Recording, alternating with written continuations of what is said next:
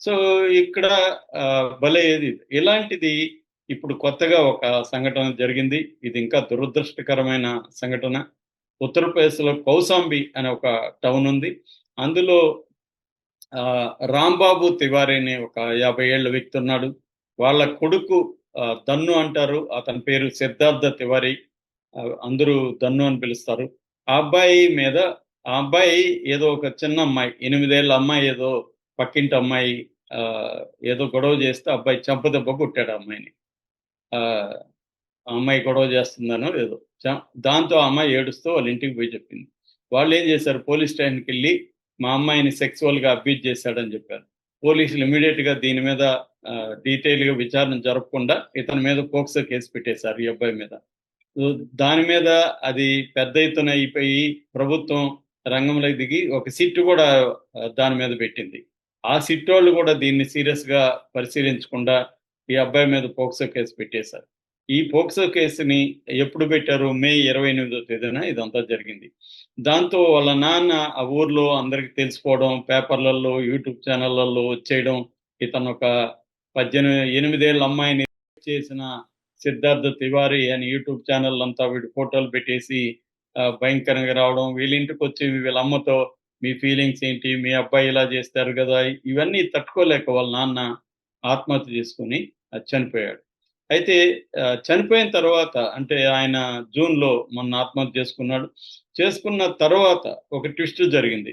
అదేంటంటే మ్యాజిస్ట్రేట్ కోర్టులోకి ఈ కేసు ఎళ్ళినప్పుడు మ్యాజిస్ట్రేట్ కోర్ట్‌లో ఈ అబ్బాయి తరపున ఆర్గ్యూ చేస్తున్న ఒక ప్రియదర్శి లాంటి ఒక డిఫెన్స్ అడ్వకేటు నిరూపించాడిది. అంటే సీసీటీవీ ఫుటేజులు, సాక్ష్యాల్ని వీళ్ళంతా తీసుకెళ్ళి ఆ అబ్బాయి చెంపదెబ్బ కొట్టాడు తప్ప, ఆ అమ్మాయిని లైంగికంగా ఏ రకంగా వేధించలేదు అనేది అతను నిరూపించిన తర్వాత కోర్టు ఎఫ్ఐఆర్‌లో నుంచి పోక్సో తీసేసింది. ఓన్లీ ఆ అమ్మాయిని కొట్టిన దాని మీద మాత్రమే కేసు పెట్టండి. దానికి కూడా బెయిల్ ఇవ్వాలండి. బెయిల్ ఇవ్వచ్చు అని చెప్పి ఇచ్చింది. సో, ఇదంతా బానే ఉంది. కానీ వాళ్ళ నాన్న చనిపోయాడు. అంటే మన దేశంలో ఏం జరుగుతుందంటే ఒక పక్క టెక్నాలజీ కొత్త టెక్నాలజీ రావడం, ఏఐ రావడం, సెల్ ఫోన్లు రావడం, నో మనకి సెక్సువల్ రెవల్యూషన్ లాంటిది వచ్చేయడం.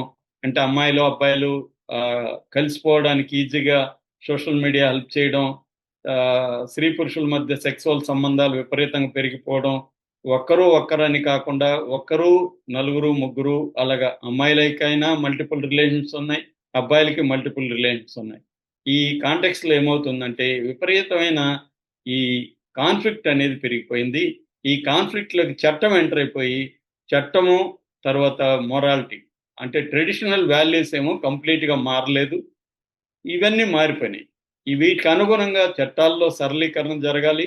తర్వాత ట్రెడిషనల్ వాల్యూస్ అనేవి బ్రేక్ అయిపోవాలి. బ్రేక్ అవ్వట్ల. ఈ అందుకనే ఇప్పటికి కూడా మొన్న కూడా మనం హనీమూన్ కపుల్‌లో సోనం చేసిన దానికి కూడా నేను ఎక్స్‌ప్లనేషన్ ఇచ్చాను. వాళ్ళ ఇంట్లో టఫ్ సిట్యుయేషన్ ఉంది. వాళ్ళ ఇంట్లో ఆ అమ్మాయి కోరుకున్న అబ్బాయిని పెళ్లి చేసుకునే స్వేచ్ఛ ఆ అమ్మాయికి ఇవ్వలేదు. దాంతో ఆ అమ్మాయికి ఏమి అనుకున్నది చంపేద్దాం అనుకున్నది. పెళ్లి చేసుకొని ఒకడిని చంపేసి విధవ అనుకున్నది.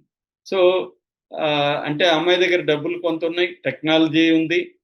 దానికి తగిన స్కీమ్ వేయగలిగిన నాలెడ్జి ఇవన్నీ కూడా ఇంటర్నెట్ ఇస్తుంది. ఇంటర్నెట్‌లో సెర్చ్ చేయొచ్చు. ఎట్లా చంపాలి ఏంటి? ఇవి జరుగుతున్నాయన్నమాట. లేటెస్ట్‌గా ఇప్పుడు పోక్సో కేస్ కూడా అదే. మనకు తెలుసు ఇటువంటి ప్రత్యేక చట్టాల్ని ప్రభుత్వాలే దుర్వినియోగం చేస్తున్నాయి. పోలీసులు దుర్వినియోగం చేస్తున్నారు. దీని మీద సీరియస్‌గా ఆలోచించాల్సిన అవసరం ఉంది. ఎస్సీ, ఎస్టీ యాక్ట్ కూడా ఇలాగే అది మంచి ఉద్దేశంతో తీసుకొచ్చింది.